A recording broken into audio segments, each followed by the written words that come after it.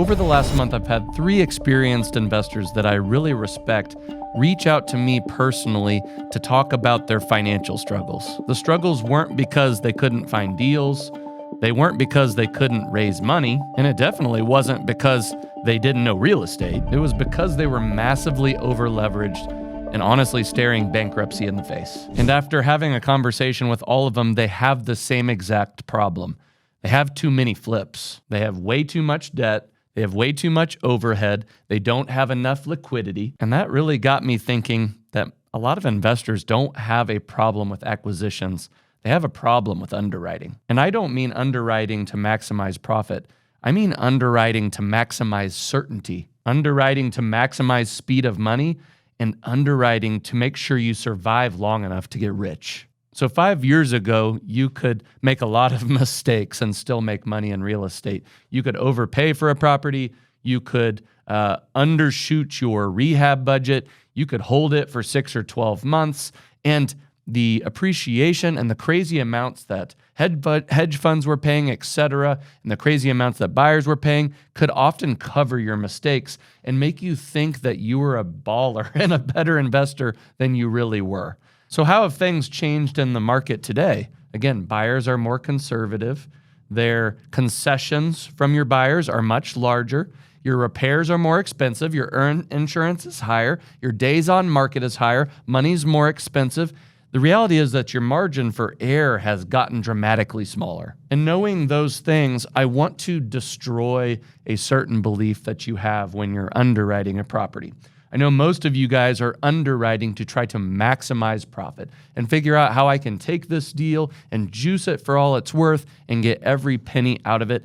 And I want to adjust that mindset to underwrite to the point of what's the most certain path to profit. Not the most profit, the certain path to profit. So I want to create a little diagram for you to discuss some different exit paths, disposition paths rather. We're going to talk about assignment, we're going to talk about wholesale, and we're going to talk about flip. Obviously, there's different disposition paths. Some of you are going to hold and some of you are going to do different things. But today we're going to focus on assignment, wholesale, flip, and we're going to analyze the risk of each path, the speed of cash for each path, and then the certainty of each path, and then the formula to determine how much you can pay for each one of these different avenues, and when you should choose each disposition path. So let's go ahead and create a nice little table here, all right?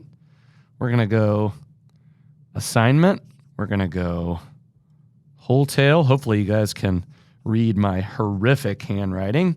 And then we're going to go flip. And under each one of these different disposition styles, we're going to assess a few different things. Number one is going to be risk. Then we're going to go after speed. And then lastly, we're going to go over complexity.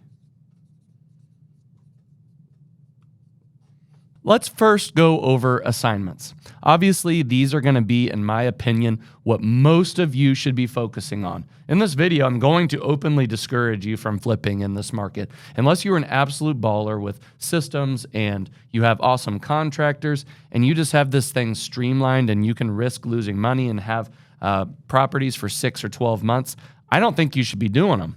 Okay, that might seem kind of contrarian to you, but that's what I'm going to land on. So, an assignment is going to be relatively low risk. Okay? You've got paper and you're flipping paper. There's not much to worry about. Then our speed, it's going to be fast. Okay? I'm focusing on our cash conversion cycle, meaning how fast can I get a contract to turn into money? And this could be as little as a few days. It could be a couple of weeks or 30 days or less. So it is going to be fast. And our complexity, it's going to be low. We don't need a big team. We don't need contractors. We don't need lenders. It's going to be simple for you. Now, I think most of you should be doing assignments. So let's quickly go through our formula for what our offer for an assignment should be. This is not rocket science. And it's just going to be 70% of ARV minus repairs minus assignment fee. Okay? No rocket science there. Now, if you decide that you don't want to assign a property, you want to take it down, maybe you aren't allowed to assign in your state or things are changing, maybe you want to go ahead and wholetail. So let's go ahead and assess wholetail the same way that we did our assignment. So if we're talking about risk with a wholetail, I would say it's not low, but it's moderate, right? You have to take down this property. You have to own the property, things that can happen with that situation. So I would put its risk profile as moderate. Its speed, I would also say, is medium, right? This could be something where you're selling it to another investor and maybe it only takes a handful of days, or maybe you're doing a light remodel on it, just paint and carpet, or maybe you're just listing it on the MLS, might take 30, 60, 90 days. So I would say it's medium. And our complexity is also medium, because all of a sudden we're going to have to introduce lenders. Maybe you have to have some different contractors that are getting out to the house to clean it out and do different things. And you're then having to dispo the property. Maybe you need a team member for that. So the complexity is medium. Now, how do we assess whether we should do an assignment or whether we should wholetail? Okay. This comes down to a couple of different things. Number one, your formula for figuring out your wholetail offer is the following. Okay? It's very simple. I want you to be offering in the 65 to 70% of as is value. Okay? So if you have a property and it's a beater or it's a grandma special that's a time capsule, you need to be getting on the MLS and finding similar properties that are in that actual condition. So for example, if you have a property and you look on the MLS and there's a very similar comparable property and it sold for $100,000, okay, your offer on this would be somewhere between 60 and 70 grand, and then you could purchase it, put it back on the MLS, make a quick 20 or 30, and that is how you come up with your wholetail offer. Now, again, we have assignment with our 70% of ARV minus repairs. We have our wholetail, 65 to 70% of as-is value. How do we decide which one to go with? Now, I want you to default to assignment right now, but if you can assess it and your wholetail profit is somewhere in the ballpark of 2 to 2.5x your assignment, then it's one that you would go ahead and consider wholetailing. So let's do a quick math example. Let's just say that you could get a $20K assignment, right? You go ahead and shop it out to your buyers. You can get $20K for it. Then you can go ahead and look on the MLS, evaluate it as a wholetail. You find as-is listings, and then you go ahead and factor in your holding cost, your fees to your lenders, etc., to go ahead and consider that wholetail. In my opinion, you need to be able to double to 2.5x your assignment. So that needs to be somewhere in the ballpark of 40 to 50K. And this needs to be a stone cold number. This should not be something where you're pressing it and you're hoping. It should be pretty doggone solid. So if you can 2 to 2.5x it, I would recommend you go ahead and wholetail, okay? If it's any less than this number, imagine that your wholetail number would be 30K. And when you're comparing it to that 20K, it gets tempting, right? It's like, well, I'm going to make $10,000 more doing this. But again, let's look at our risk profile. Assignment, low, fast, low, moderate, medium. You know just as well as me that 30K that you think you're going to make can turn into 20. It can turn into 15. And all of a sudden, you've spent all this time and effort getting lenders involved and clean out guys involved and real estate agents involved. And you've taken on a lot of risk.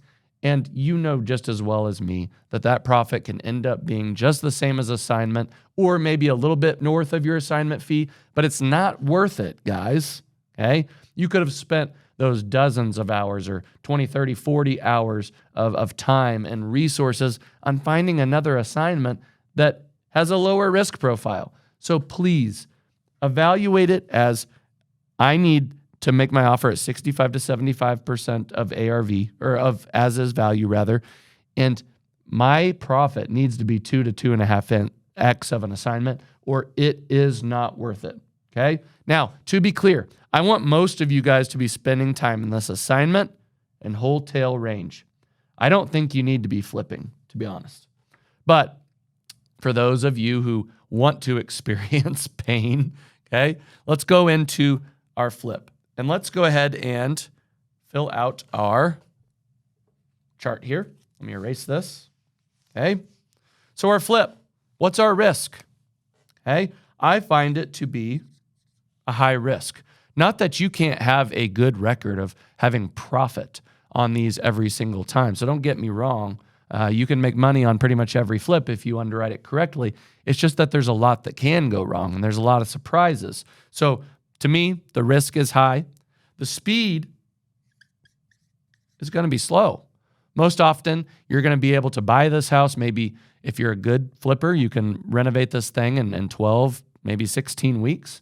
Then you're probably looking at another 60 or 90 days on the market, maybe a month to close. So oftentimes, it's going to be 6 to 8+ months to get a flip done, whereas the speed and convenience of an assignment or a wholesale is going to be a fraction of that amount.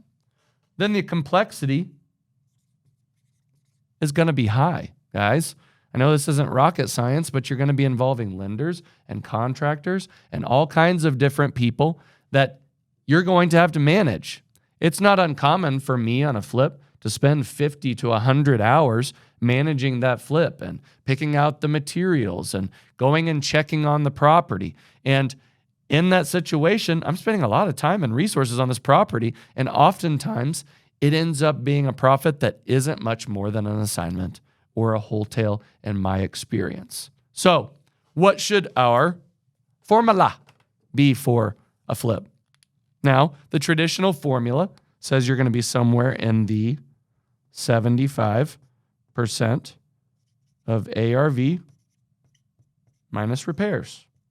Okay, if you want to be a little bit more conservative, you can do 70%, 65%. That's completely fine, but that's the standard formula. But when should you actually do a flip? In my opinion, to do a flip, you should be in the 3 to 4x of whatever your assignment is. So for example, if you have an assignment that is $25K, okay, on a property, you got assigned and you can make a $25K profit. For a wholesale, this needs to be in the $50K to $60K range to be considered a wholesale, 2 to 2.5x. Now, for a flip, in my opinion, this thing needs to be in the 75 to 100K range, and this needs to be pretty doggone solid. Now, a lot of you are going to look at me and say, Michael, you would pass up a 75 to 100K deal and take 25? You're dang right, okay? The amount of time and risk that 75 to 100K deal can take is substantial, guys. And you know that 75K can turn into 60, it can turn into 50, and all of a sudden, instead of having 2 or 3 hours invested in a property to make 25 grand, I've got 100 hours and I've made 50 or 60. And is there anything wrong with making that money? Heck no, there's not. Okay, but there's a lot of risk. And if we go back to the beginning of this video, I've seen so many of you that take down flip after flip after flip after flip. And you can get the lending, you can get the property done, you can get it on the market, but what happens? Those properties sit and they sit and they sit, and many of you have different terms with your lenders to where you're having to make monthly interest payments on those properties, and all of a sudden, you find yourself in a world of hurt, in a world of stress, and all you want to do is unload those properties and go back to owning nothing.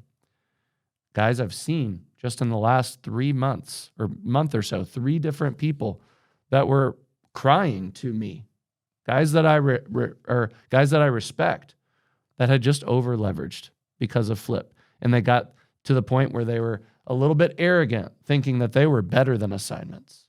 They were better than wholesale. I need to be an actual investor and actually go out there and flip a house. Guys, you don't need to do that. Again, what is the end goal? It is making money, creating freedom with the least amount of risk, the least amount of complexity so that we can spend time with our family. And what happens as we progress from assignment to wholesale to flip?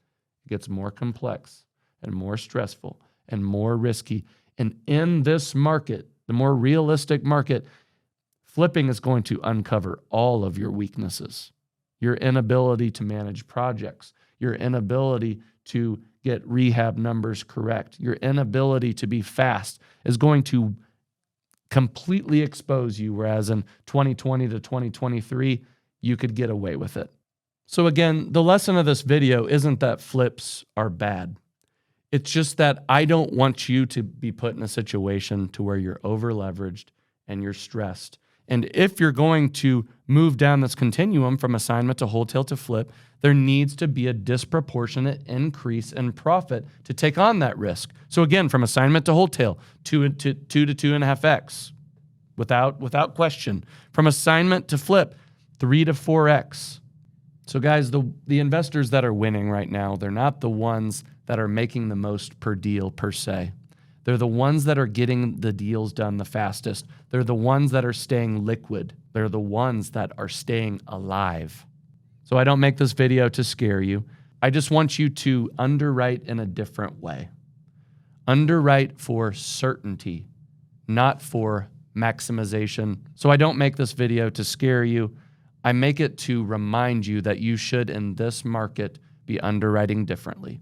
You should be underwriting for certainty, not maximizing for profit. Hopefully this video gave you a little bit of a reminder, maybe will help you simplify your business a little bit.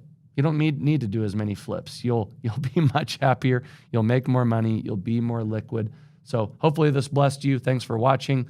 Like, comment, subscribe, and I will see you on the next one.